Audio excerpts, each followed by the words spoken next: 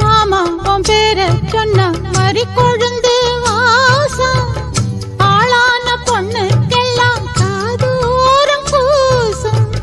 மாமா உன் பேர சொன்ன மறி கொழுந்து வாசம் ஆளான பொண்ணுக்கெல்லாம் காதோரம் பூசும். கனிமரம் போல அடி குலுங்கிடும் மானே கனவினில் நானே தினம் உன ரசித்தேனே அடி பூவேவும் பூஜைக்காக நான் ஏங்கினேன். தென்னை மரத்தோப்புக்குள்ளே குயிலே குயிலே என்ன தேடி வந்து சேதி சொன்ன